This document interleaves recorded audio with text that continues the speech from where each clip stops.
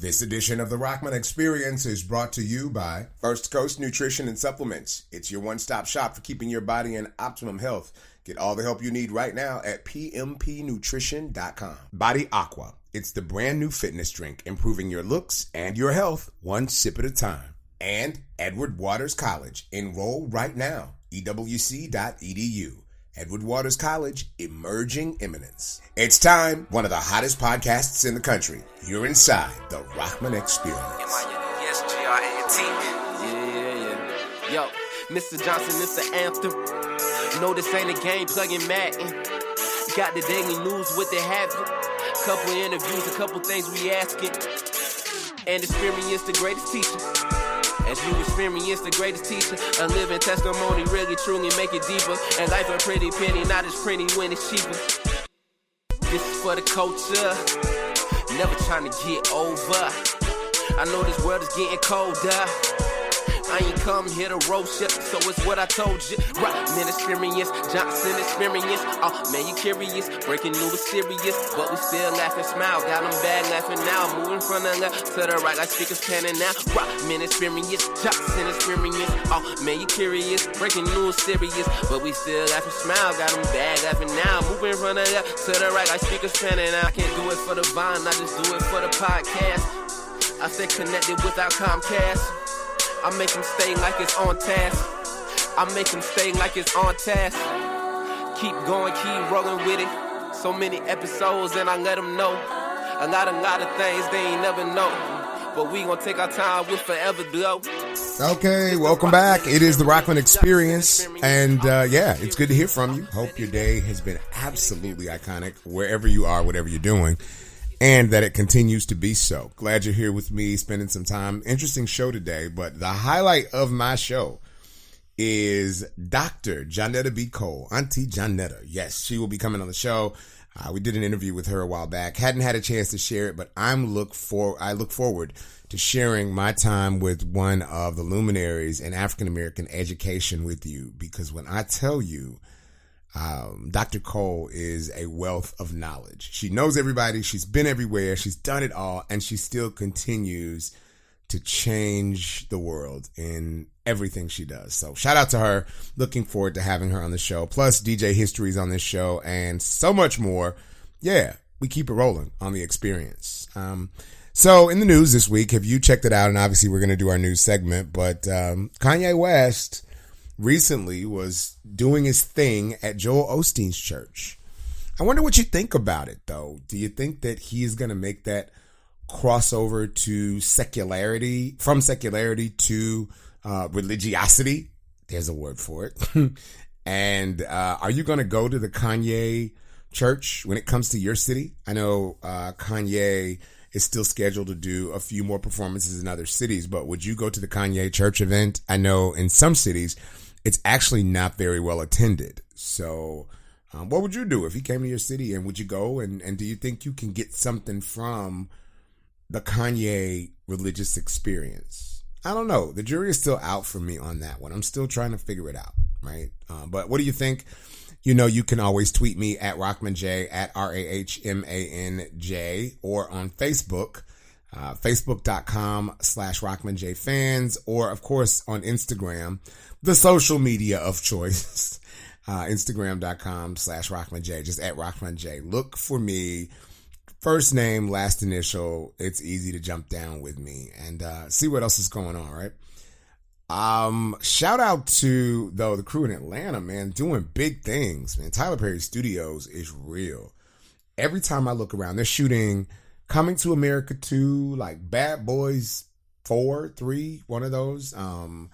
It's a lot going on. That brother is doing it. I remember a few years back that he had sold his house, and I knew something big was popping.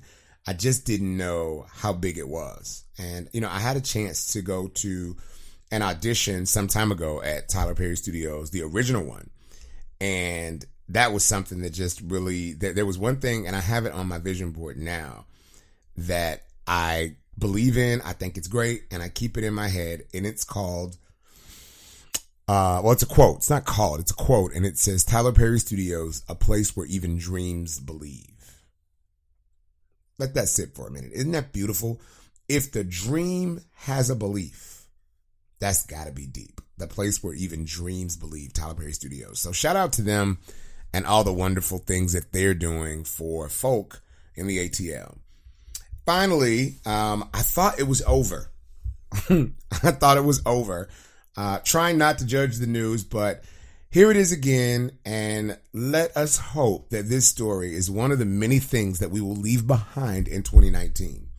So Jussie Smollett, the alleged victim of a hate crime in Chicago, has now entered a suit against the city of Chicago. He's filing a countersuit against the Chicago police for malicious prosecution. Now, this is according to CBS News.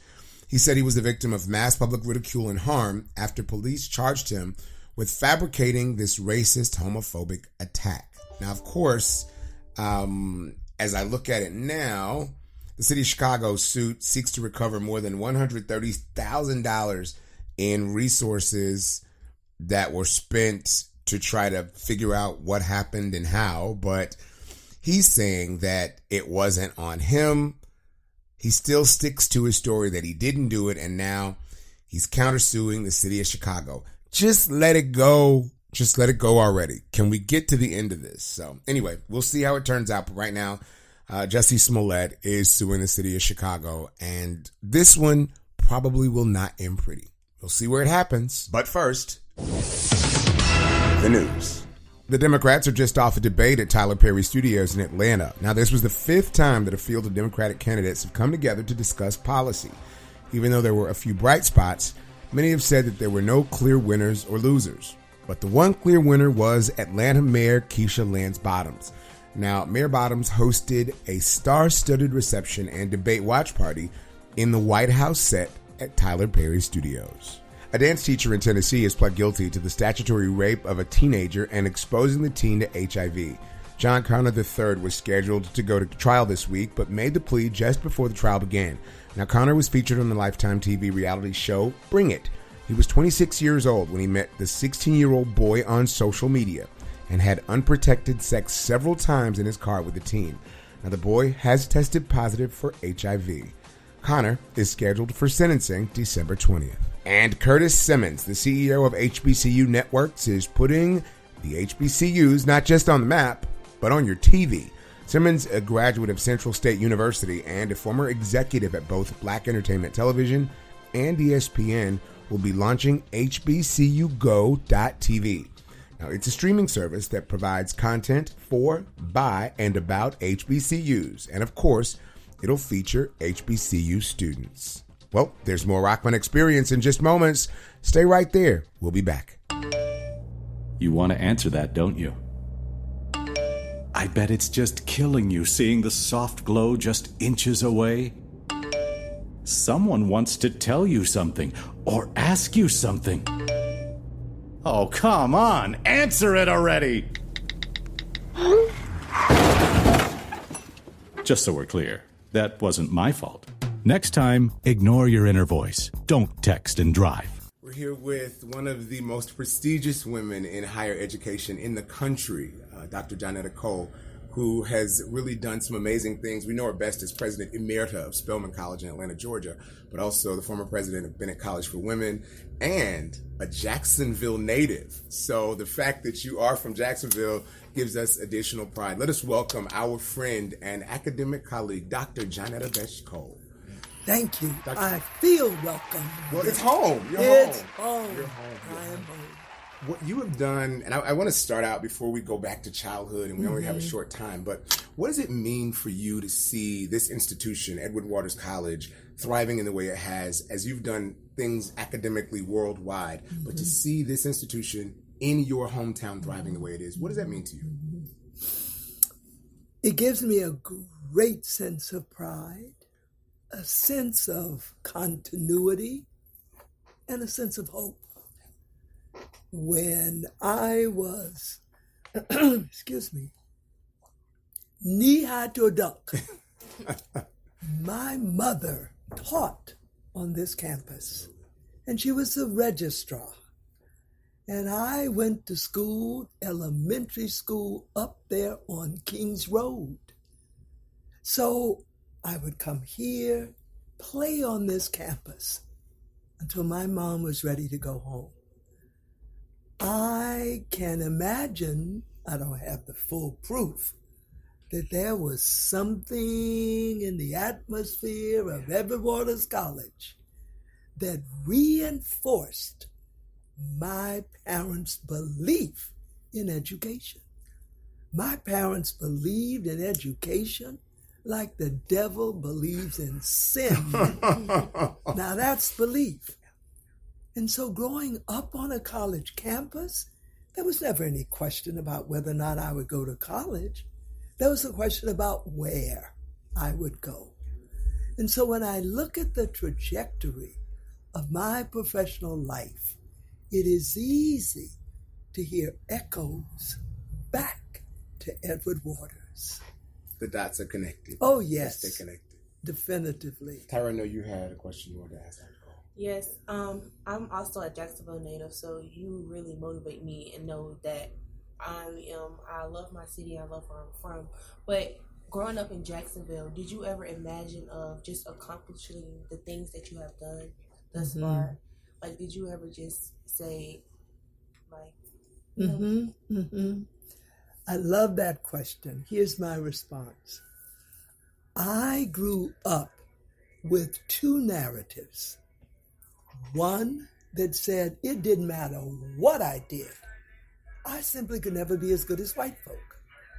And I should just sort of stay in my place. But the counter narrative, which came from my parents, grandparents, my great-grandparents, that came from my school teachers, my Brownie leader, my Girl Scout leader, my minister at Mount Olive AME Church said, you're not to believe that narrative. There is no proof that you cannot be as good as any white person. And so you ought to fly. You're to soar to the height of your possibilities. So yes, I, even as a youngster, believed that I could fly.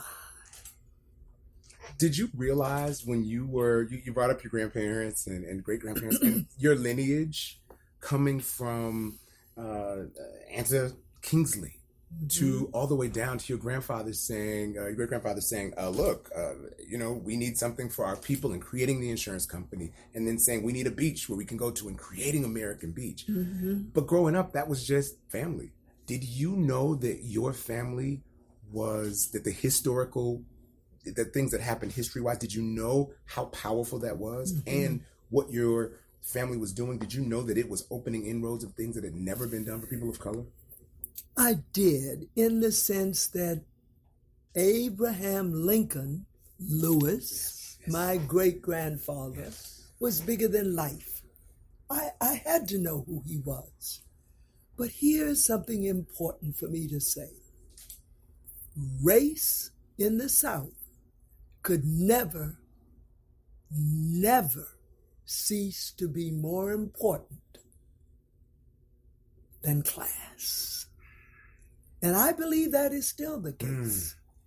And so while I did not grow up poor, I grew up the great-granddaughter of Florida's first Black millionaire, the founder of the Afro-American Life Insurance Company, the founder of the beach called American Beach. But there were ways in which white folk weren't going to go but so far with that. I was Black. So was he. Let me tell you very quickly one story. Because of class, sometimes my mother would get a phone call. She might well have been doing her registrar thing or doing her Edward Waters thing as a professor. And the call would come from a clerk in the downtown department store. We've got some new clothes for the girls. Bring them down. They can try them on tonight. We couldn't try on clothes in the light of day. And so that was the privilege of class. And we would be put in the car, taken downtown to try on the clothes. Until one day I said to my mom, and this was obviously when we had gotten a little older, if I can't try on those clothes in the light of day, I don't want to try them on in the darkness of night. And so to this day in our nation, I fear that no amount of wealth allows African Americans to get rid of racism. Did you have something, Correct, you want to add? Your sister, gotta tell, I grew up with Auntie Marvine. That's what I knew her as my auntie, my mama's friend, which I met you initially with her. That is where we first met. And you were larger than life to me, as Tyra said. But Auntie Marvine, it was so interesting that your careers, although you were both luminaries in the world, she in opera, you in education, and both doing some amazing things. Obviously Carol Alexander, my other auntie, the museum is just phenomenal. When you walked through the museum and you saw it, and you being affiliated with museums yourself, what'd you think when you saw, from everything to the camper, to the hair, I don't think I've ever seen a museum like that. What were your thoughts when you walked through the museum at American Beach? Just bursting with pride. Because here is a community museum in a community center that is centered in my family, especially my outrageously fabulous sister, known as the Beach Lady. And I must say, to be able to come home and to be preparing now to build a little shack on American Beach. Not a day passes without my looking up and thanking my sister.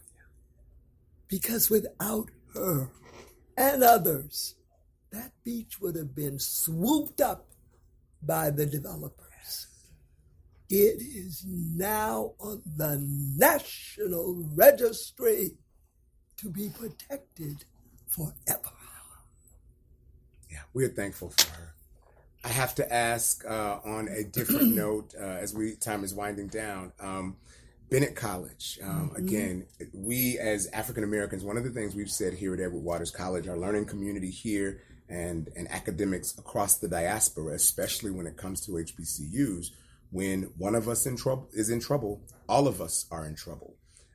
And Bennett did an amazing thing. You took them to higher heights, and now seeing that the issue with the accrediting agency, the school came and raised $10 million almost overnight to meet the demands. And so thankfully right now, obviously in a federal court, trying to make its way through. What are your thoughts about that process? And do you see this? And I've had this conversation with other professors and academics across the country as an attack on historically Black colleges and universities. What do you see? Do you see that as this case?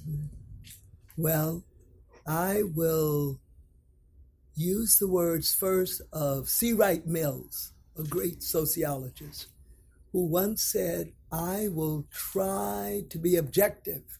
I cannot claim to be detached."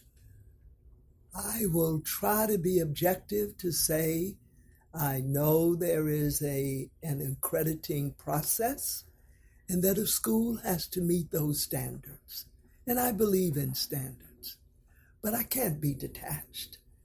This is one of only two historically Black colleges for women. We cannot lose her. And I believe that Bennett will come through this. The support was overwhelming. It showed our communities at our best.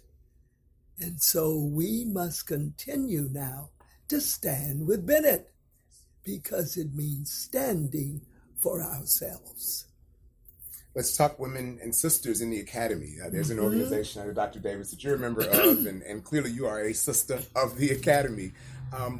We're seeing somewhat of a decline, which is the reason for the organization. What can we do to make sure that Black women specifically, people period, in our diaspora at historically Black colleges and universities, and my students can tell, or my learning team members can tell you, my question is not, are you going to graduate school? As you said, is what graduate school are you going to? Absolutely. Yes. So we set that foundation. What can we do as academic professionals to inspire us, even if we don't come back full time to be professors, but to encourage our learning teams to go on, pursue graduate degrees, whether it be on the research side in medicine or those fields, or whether it be in education or what have you? What can we do to make it just where they thirst for it even more? We've got to do something. I am concerned not only about the level that you're addressing, the professoriate. I'm concerned about Black teachers. You know, when I grew up back in the day, that was one of the main professions of African American women. There is now a shortage of Black women and Black men in our classrooms. And we need to be there, if for no other reason than James Baldwin's language. You cannot teach children that you do not love. So, the shortage is there. Clearly not enough African American and other people of color in the professorate. We've got to get folk on the pathways. Some say the pipeline, into the pipeline. I don't like pipeline. I see oil all over myself. But that path. But in the path, on the pathways. And that means introducing our students early on to the joy of research. Because we know of a relationship between engagement in research and going to graduate school.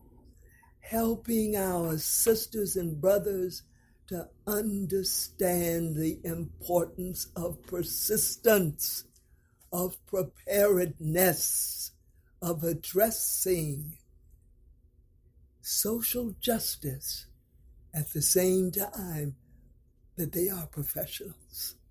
So I don't have a quick, easy answer, but with you, I know, in the words of a great, great individual, there is nothing more powerful for an individual and for a people than education. Okay, as a young African-American lady myself, what were some steps in your early journey as a college student of knowing about which path was right for you as a young lady? You know, making sure that you're following the path of your heart, but not in a deceitful way, in a way that will help you mature as a woman. Well, let me share with you quickly. Early on, I said I knew where I was going. I was going to be a baby doctor. I said it from the moment I was knee-high to a duck. And then something happened. When I left Fisk University, I went there as a 15-year-old early entrance student and left for Oberlin, and I left because it was the year that my father died, and I was so traumatized by his death that my sister, who was at Oberlin, said, "Come here." My mother said, "Go, be near your sister." And so I went. I'm still saying I'm going to be a baby doctor. And then one day, this is the power of a liberal arts college. I had to satisfy my social science requirement. And this course met at 10 o'clock, which seemed better than 8. I walked into a course. I had to spell out the third word. Introduction to Cultural anthropology. When I walked out of that classroom, the first day, I said, goodbye, pediatrics. Hello, anthropology. I say. I fell in love with the discipline. And I know that these days, so many young'uns, which I call you respectfully, affectionately, you're thinking, how can I make a good living? What's going to pay me the most? I want you to also ask, how am I going to have a good life? And to have a good life means you need to be passionately engaged in what it is that you do. I've never regretted becoming an anthropologist. Now, I don't go running around the world doing my Margaret Mead thing today, but anthropology, it's like a pair of glasses, lenses through which I view the world. And so find your passion. Doesn't mean, though, that it's the only one. Your generation is known now to have 3 to 5 different careers, but make each of them something you really care about. In wrapping up, I have to say, first of all, again, we're so appreciative that you'd spend time with us before your talk on campus. And this is a short one, but powerful. You broke glass ceilings when you entered the realm of higher education administration at Spellman College. They didn't think a woman could do it. Not only did you do it, you did it with grand style. Now, as we talk about equality with men and women, will we ever see that equity? Will we ever see equity where women are getting paid properly and respected for the work that they do? Will the equity happen? At least in our lifetime. It's got to. We don't know when, but that is why we stay in the struggle. Yes. And on a day like today, which is still March, which is Women's History Month, I refuse to assume that gender equality will not come one day. I refuse to assume that racism will not cease to be. But I do know this, it's going to take a mighty struggle continuing on the part of all of us. Thank you for not being just women's history, not being Black history, but being history and creating a pathway for all of us to take. Dr. Johnetta Cole, thank you so much. Thank you. And thank you, EWC sisters. Each year, thousands of people are reported missing in the U.S., while only a few faces make the news. Even fewer if you are a missing person of color. Black and Missing Foundation is providing families with a platform to bring awareness to their missing loved ones, as well as providing vital resources and tools for families and educating the minority community on personal safety. If you have a missing loved one, visit BAMFI.org to share their story and bring them home. It's the Rahman Experience here with my man DJ History, who is one of the top DJs on the East Coast, and you've done some stuff. We're here with some students at Edward Waters College in their communications class. And, you know, I always find interesting conversations with interesting people good. And you, first of all, where'd you get the name DJ History? Where'd that come from? And guys, y'all make some noise. What's up? Mass concert. Our communication students in the house with DJ History. And this is going to be heard all around the world, so the Rahman Experience. So we're glad you dropped by and agreed to be on the show. Yes. But first and foremost, as we talk about DJing, because you got some mad skills. Appreciate that. And good history behind you. Where'd the name History come from? Well, my actual DJ name started off as DJ Drew. Okay. And so in Trenton, I got in a car accident. And after the car accident, it was major, so I ended up moving down here to Florida. And when I got down here, I was watching a video by Kanye West, Through the Wire, and he had a scene on there with a picture of his accident, and it was the same picture of me from my accident, and it kept saying History in the Making. So I was trying to do a mixtape, and I liked the name History because it breaks down to 2 stories. So everything I did from that point was my story. So every time I performed, I was doing my story. And you were making history. Correct. There you go. Then as we elevated more and more, we realized the word had more meaning. So now the word, instead of applying to a person and such, it applies to the person and making history at the time. So every time we're doing something, we're making history. Even this conversation is going to be history because it's going to be predated. And somebody's going to look back on Correct. it and say, interesting conversation, interesting Yes. group. And you said down here, you're originally from Jersey, where? Trenton, New Jersey. Trenton. Yes. Cool. And growing up in Trenton, how was that? Because you grew up in the 80s? A little bit 80s and 90s. 80s and 90s? So, yeah, how was that all growing up decade. in Trenton? Yeah. Pretty much this. My intake of it was different because I actually went to school in Princeton University. Yeah. I mean, Princeton, New Jersey. Princeton, yeah. And so Their school that they had on campus at Princeton? well, they had the college had a school to cross Right. for dyslexia. Okay. So I was. So you were dyslexic? Yes. Wow. Okay. Only until I found the meaning of it, because now when I found the meaning, what it is, we learn in pictures. Yes. So that's why music was so easy for me to accept, because I seen everything as a picture. So for me, reading and sounding phonically was difficult because I always seen that picture. So if you told me car, I see the word car.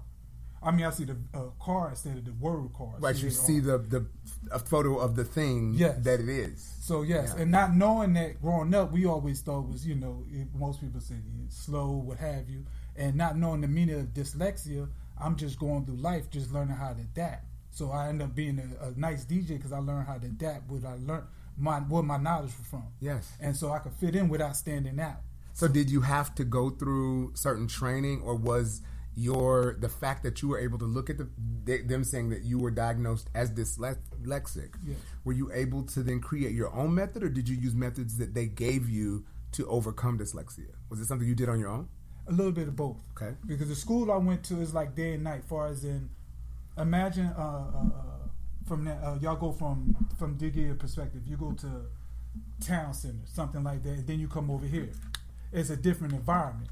And so that was the same way with schooling. It was like I was going to town center, I come back to another environment.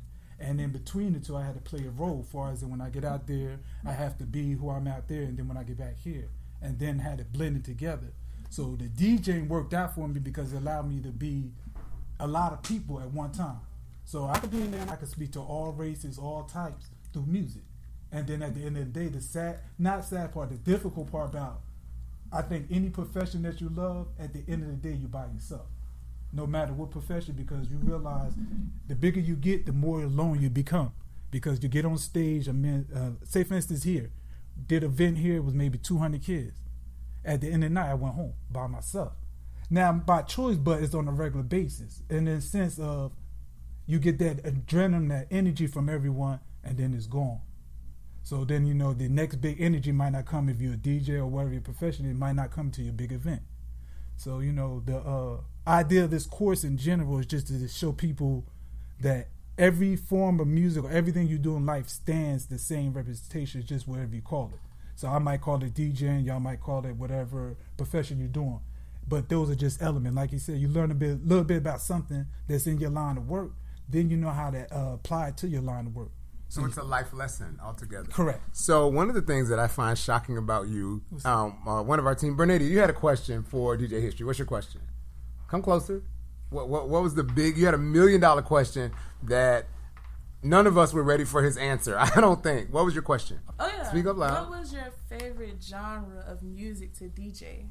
Well, starting off was, I told the country, it was country with Kenny So Rogers. I'm trying to figure out how a hip hop DJ from Jersey understand anything about Kenny Rogers and Willie Nelson. I'm just being honest. Come on. Well, what it was, my father, he played cards, and when he come home, he used to play that. Just that one part. You got I want to know when to hold them and know when to fold them.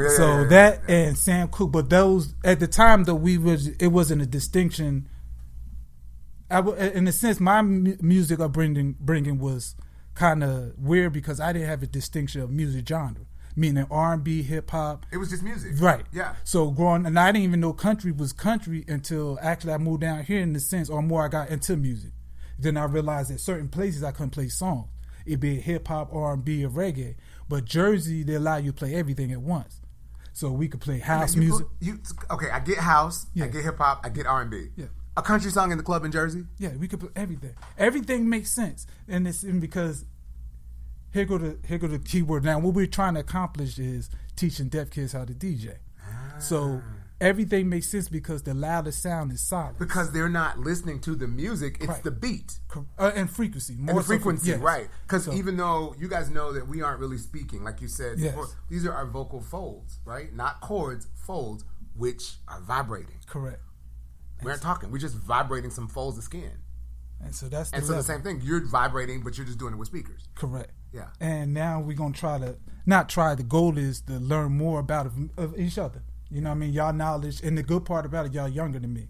So your information is fresh. Mine's is outdated in the sense it's just information that I know, but your information added to make it facts and make it truth, where mine's is just basically facts.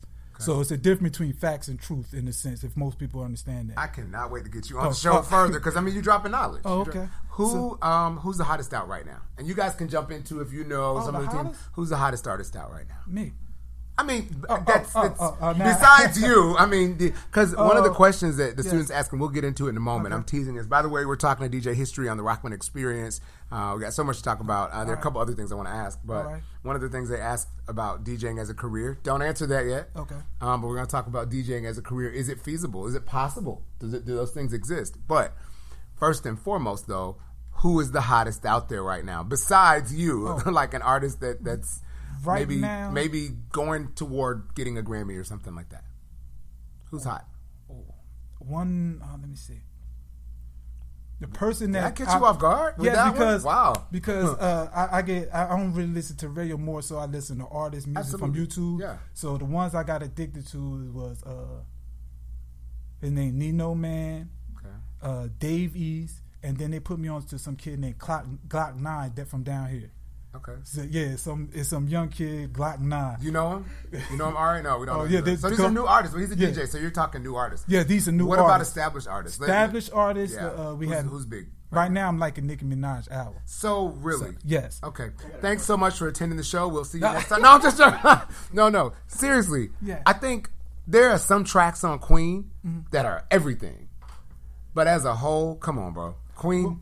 No, my liking of her album was because I got to see some of the producers who made the music. Absolutely. So tracks are fire. When I seen their passion making it, I didn't even hear the album yet. So when I heard the album and her lyrics, I'm a lyric person. Absolutely. So I like wordplay. I love stuff like that. Stuff that make when you hear it 2 days later, you be like, oh, she said that? So that's what I meant. Is Queen a classic? I think every music is a classic. Oh, come on. Only reason why, because only why I say classic because like Lauryn Hill's Miseducation. Hers. We knew when we heard Miseducation, right? Did we not? Is it just me, or did we not know we were hearing something special? Yes.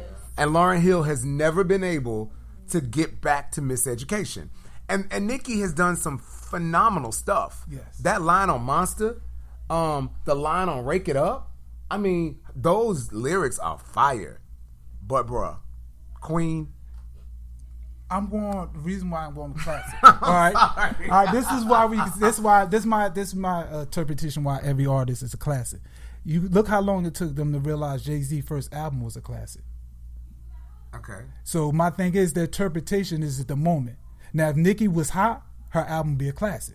No. But right now she's unbalanced. No, I'm talking about she's not hot. When I mean by hot is right now she got Cardi B. So her comparison is not being quality like her. So is Cardi B? Like that chick? Cardi B, yes. Because it's either the disadvantage I have. I seen every artist. Absolutely. Right now I'm going off a Sugar Hill Gang. Sugar Hill Gang made a song that's classic, and their number one hit is to hip hop, beauty bop. Right. But we complain about mumble rappers. So you know what I mean? We do the segue like if there is no way that you can compare Sugar Hill Gang to what Future. I'm gonna give you an analogy. They compare, but he said he made it up. A hip hop, a hip, the hippie to the hippity hop hop. You don't stop. But he went into actually speaking English. He didn't just be like, I just been coming down the dirt. I just been checking the But see, here's the fun part. Here go the fun part. Like if you do the comparison to lyrics. Yeah. Compared to the old school to now, you see the generation of vocabulary. Okay. Like for instance, you compare Daz Effects to Migos. Okay. Believe it or not, Migos are more hip hop lyrically than Daz Effects was. If you listen, my thing is the best way to do it is everybody listen and get their own interpretation. Listen to word wise. Now back then we didn't pay attention to words in the sense of we was just going with the field because our vocabulary wasn't expanded. You don't see nothing unless you get the word for it. Yeah. So back then, that's what it was. The sound was that. Now everything is so vocabulary and so worded that even big words make you sound silly. Because if you don't know the meaning of it, you just sound silly by using it. But we being taught these words without the meaning. But we don't use as many words. I'm a hip hopper from day one. Like, Right. I remember, like, loving. I had to sneak. I don't know about you. I had to sneak to listen to hip hop. Okay. Like, my parents were like, oh, you can't listen to the devil music, whatever. I was one of those, kids.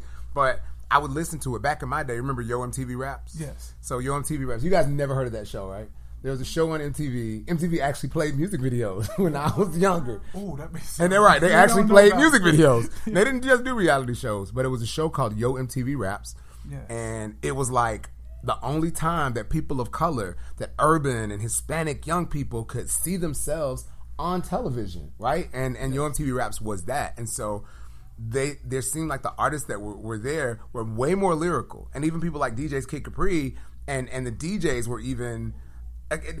the one who really reigns supreme, my mother is a speech pathologist, right, by trade. So she's all about helping people do better and speaking and that kind of thing. My mother was in love with LL Cool J.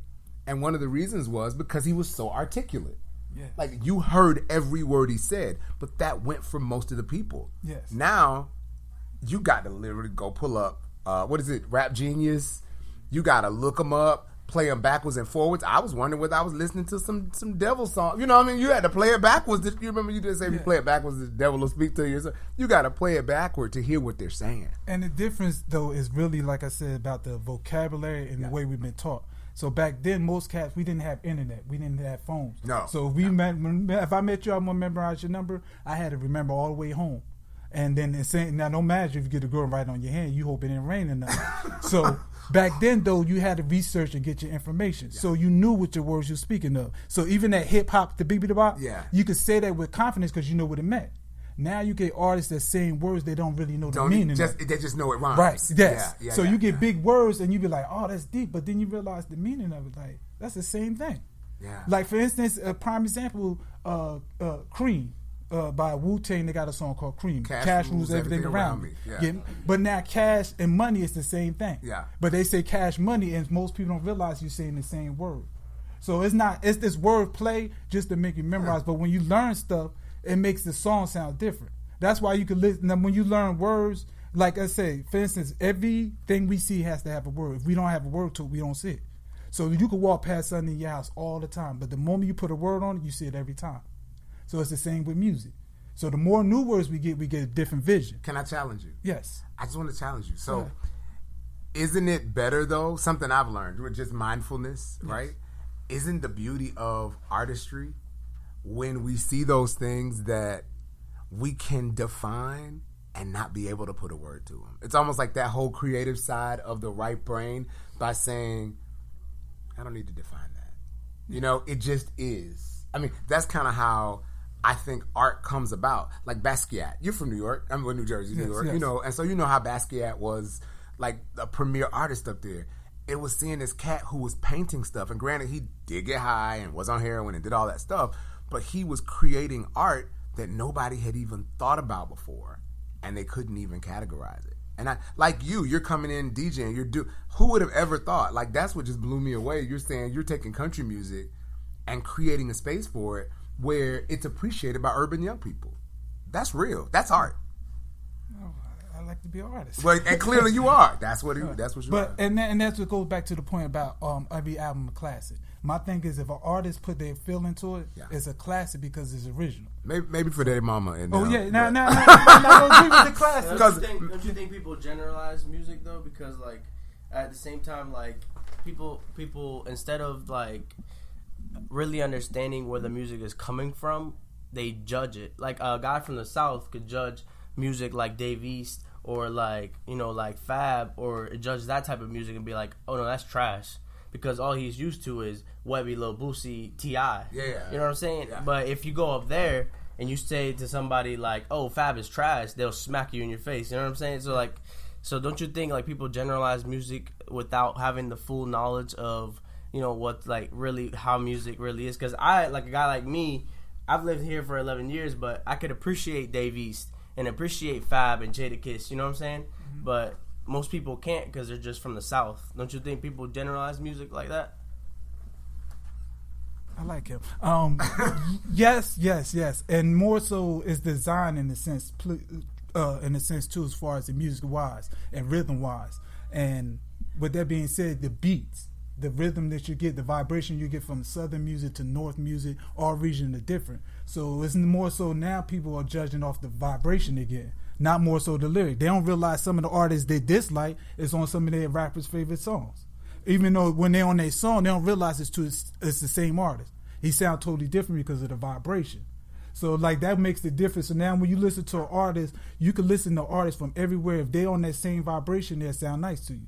Like you might listen to Dave East on his track, it'd be all right. But you listen to him with Lil Webby, like, yo, what did he say? And mind you, he's saying the same lyrics, just that vibration. Yeah. And that's what it is. So when it comes to it, a lot of people are not familiar with vibration, and it plays in life and everything. Even when you meet people. You meet somebody, you get a vibration that feels like you keep going with them. And then it seems like the time went forever. You get a vibration that's slow. It seems like dragging, like, why is he still here? Like, you know what I mean? But it's the same with music. We all have situations with dudes and girls, like, you know, girls, like, she's still talking? Yeah. Like, really? And it's why? For music. Like, when you don't listen to music, the music that gets you hyped, time goes fast. Yeah. And then the music, like, if you're at a club, and the music, like, oh, man, is it 2 o'clock? Yeah, this been all day. But they get in class, and the professor talking and lecturing, and he's real boring. Oh. Because I go to the club, I can't even have fun because I don't enjoy the music. Because the music now is different than just 5 years ago. Yes. Wow. And it's more, I guess, I'm not going to say wise like that. I think more just generation, how we interpret it. Because like you said, you might go to the club and not have a good time. Somebody else might be having a ball time of their life. Sure. So it's just our interpretation on it. But a lot of music isn't balanced only because of our knowledge of it. So, like, there's a lot of good music out there because, for instance, we're making a living wise. You can make a living off of DJing, you figure out what you consider success. Anything you figure out successful, then you good. Meaning, if you know that you could go anywhere and not have to pay for nothing, what you need money for. And if you're a DJ or any entertainment, anything you do in love, it pays for itself. Because, like, for instance, for me DJing, if I want to do an event, I get a vendors that sponsor the event. So when I get to the event, I'm paid for it already. I just wait for the vendor to pay. If not, everything's taken care of. So everything you do in life, you always just compare it to what you attach to. So if you're doing radio, if you're doing any line of work, attach other things to it, and then that be what you spend money on. So if you go to, say Costco was your main source, you get a vendor like what they call them, trade with Costco, get a credit line. Now you don't need credit. Now you have money that's paid for everything. So you do an event, you put on there. So everything, but that's why I say everything trickle down from, you use DJing as a platform just to bring people in, but you can apply it to anything else you do in life. So music-wise or writing, anything you do, you have passion for, learn how to separate from work. Just act like, my thing is I DJ for free. So my mindset is my time is money. So anything I do with my time, I equate to DJing. So if I DJ on the regular, $1,500 an hour, and then everything else from there, we make a budget for it. But if I'm doing an event for somebody, get donation. These are all concepts for me to deal with financial funds coming in. Because when money comes in, it changes the people, not you. Because your environment is going to change because you're going to see new things. But the people around you are not going to have that experience. So they're going to see the same picture, but you see in different pictures. So to them, you changed. To you, you're the same person. So, you know what I mean? You just have to figure out how you balance the money with anything you're doing that you love. Because you're attached to two is going to be a conflict. And you can make, as one of the questions was earlier about making a great living from being a DJ, you can do it. I was looking at Dead Mouse, the DJ, you know the guy with the big mouse head that DJs, I mean, multimillionaire, makes a lot of money. And DJs back in, I'm assuming our day, weren't as big as celebrities as they are now. Like, you can get a DJ at a venue, and that's a draw. Especially when it could be an urban crowd, non-urban crowd. When you got non-urban crowds and raving, and they don't really do raves anymore, but some kind of like event at a warehouse or something like that, these cats are making lots of money and touring the country. So DJs, you can do well, right? Yes. You could do well.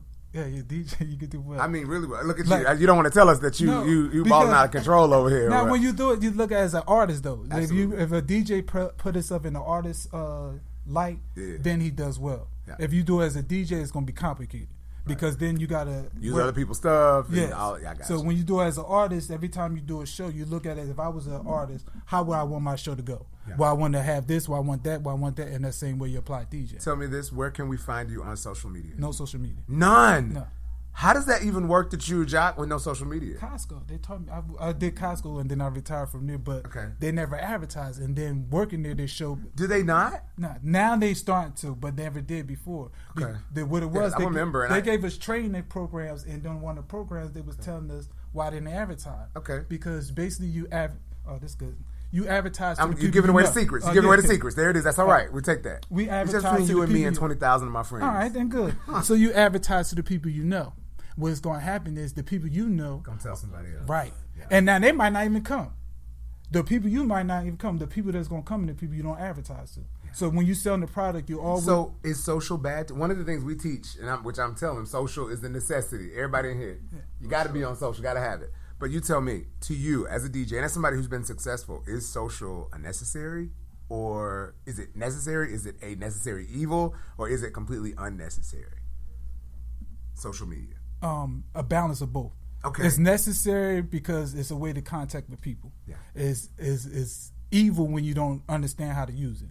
Meaning, like, if I'm going to do business with you, then I contact them for that reason. I have my profile for that reason. But now, if I for other alternative motives and I'm trying to apply it to what I'm doing, it could hurt it. Because my reaction to somebody else being personal might affect our business. For as he just know me from business. Because if you look on his page and see a Confederate flag and "Make America Great Again," you might not do business with him. Correct. Okay. And so that's the handicap when you don't know how. Once most people don't know how to balance the two, but when you know how to balance the two, it works. My. Will you ever get it? Will you ever get social? Yes, we're gonna do it again, but we needed a product for it. Okay. Before I was DJing off my name. So when I was DJing, I was working. But now since I'm doing it myself, it was social media just had to be. None for now until we get the business running. I feel you. So, but now that we're in the process, we're gonna have. I'm not gonna be on there. We'll have somebody run it. Gotcha. So then that way we can everything go smoothly. Great conversation. This is DJ History. I thank you because this was totally unplanned, but always having these great conversations. Guys, do you have any other questions? I got one more question. Shoot. How do you like handle? Because we were talking about life and DJing and comparing them two. So how do you handle like trying to please everybody while you're DJing and also trying to please everybody in life? Like, how do you handle it too? Can you even do that? Is that possible? Yes, very much so. Really? Yes, be selfish. So then you can't. The answer is no, you can't. No, you can't. You be selfish. The reason why you be selfish. Right, so best please me. No, me being selfish, right. Meaning that I'm taking care of me first. If I take care of me, I can take care of you. I can handle your needs if I know what my needs are taken care of. Okay. Meaning if I'm in a nice balance, because every time you're not going to always be happy. But if you take care of yourself, anybody around you, the energy gets contagious. So, yeah. So like you talked about that energy before. Pretty much. So you won't be able to balance, please everybody. But if you take care of yourself, everybody else's problems won't be yours. And now you having a bad day, this is what I could do for you. That's your problem, not mine. Right. But my information won't affect your problem in the sense it won't add to it. It just add to it the positive, or you could take it negative. But then it'd be your interpretation. If I come in from a good place, only thing I can say is positive. But now if I'm coming from a bad place, I'm gonna bring that on you. So you know what I mean. So it's difficult to please everybody if you try to please everybody. But if you take care of yourself first, everybody else gonna be pleased because your energy good. So be you. That's the answer to that question. Be you first. Be you best. DJ History in the house, man. Thank you so much for dropping by and enjoying the experience. Interesting. Y'all give it up for DJ History. The Rahman Experience continues. We'll be right back in just a moment. I'm a retired school psychologist, and helping people was my thing. After my stroke, when Meals on Wheels started, I was on the other end of the stick, so to speak. My name is Julius Gaines, creative writer, poet, photographer. 1 in 6 seniors faces the threat of hunger, and millions more live in isolation. Drop off a hot meal and say a quick hello. Volunteer for Meals on Wheels by donating your lunch break at americaletsdolunch.org. This message brought to you by Meals on Wheels America and the Ad Council. The Rahman Experience continues. As you know, a few years ago, I was an anchor reporter for Bounce TV. And during my show, I would get a chance to talk to so many amazing people with unique stories. And one of the ones that I remember the most was on a segment I did at the end of every show called Your Best Life. I wanted to find ways to help people live their best lives. Even though we talked about a lot of negativity or things that were challenging in our communities, living your best life was so important because I wanted to leave people at the end of the show with hope in some way, shape, or form. Here's one of those vintage Your Best Life episodes. Tonight on Your Best Life, there is so much that can be learned from the wisdom of the elders. I had a chance to sit down the other day with Pastor Floyd Rose of the Serenity Christian Church in Valdosta, Georgia. And Pastor Rose told me a story about how he became the man that he is today. He said he went to meet a member of his church who had been arrested, and he got a gut check when he least expected it. I have a Fleetwood Cadillac, don't you? I said, well, it's just a car. He looked at me and he said, you don't understand. When your mother's on welfare and you are you're 16 years old and the oldest of 4 children, you do what you have to do to survive. And he got up, walked toward the door and told officers to take him back to his cell and didn't give me an opportunity to respond. And he looked back and he said, people like you can never understand. And I was so shaken by that I sold that big house and moved into the heart of the ghetto, got rid of that Cadillac, took all those fancy clothes to the Goodwill, and now I drive a car that's 20 years old. And I discovered something that Gandhi said a long time ago, and that is this. If you are going to save the people, you have to serve the people. If you're going to lead them, you have to love them. And you can't love them or lead them if you don't live among them. Now, what Pastor Rose said rings true. Of course, we don't all have to move to a certain place or sell all of our belongings, but getting out of our own way and making space to help those who need a hand, that is another key to living your best life. What an amazing interview and an amazing man. Yeah, I remember it like it was yesterday, and it was a great opportunity to connect with someone who was doing his part to make change in the community. We were there with the Kendrick Johnson case. Kendrick Johnson was a young man who was ultimately determined to be murdered in Valdosta, but the murder remains unsolved. He was found rolled up inside of a gym mat at Lowndes County High School. And I went down with some other members of the media to really cover the story. And even though we put as much pressure and as many eyeballs as we could on the case, it was never solved. But I'm so happy that I had a chance to meet someone like Pastor Rose. And I say that in that community, even though Kendrick was not there in person, the fact that he brought so many eyeballs to that community and allowed people to have conversations that they had not had before, that was healing. And by the way, Pastor Rose is still kicking butt and taking names, for lack of a better term. He was recently, in May of this year, escorted out of the city council meeting in Valdosta because he was protesting at Valdosta City Hall, trying to get them to change the name of one of the streets to Barack Obama Boulevard. Pastor Rose, I thank you for your continued work and all that you do in our community. Well, that's it for this edition of the Rahman Experience. Hope you've enjoyed it. And let me tell you this. Next week, we're going to talk about thankfulness. Thankfulness is so important, and just being thankful in all that we do and all that we have, I can't see of another way. So I'm looking forward to that show about gratitude. If you want to tell me, not if, you need to tell me what you're thankful for, how you have been blessed this year. I want your responses. Just go over to social media. You can DM me or you can leave it publicly, but leave a video and let me know exactly what you're thankful for. Make sure it's less than a minute and you just may end up on the show. Thanks so much to Hayden Cummings, to Javaris, which is DJ Quick, and the entire production team, including Kim Davis and Kenneth Arnold, a.k.a. Miles Grant. Thank you guys for making the experience exactly what it is. Remember, if no one said it absolutely unequivocally, I love you.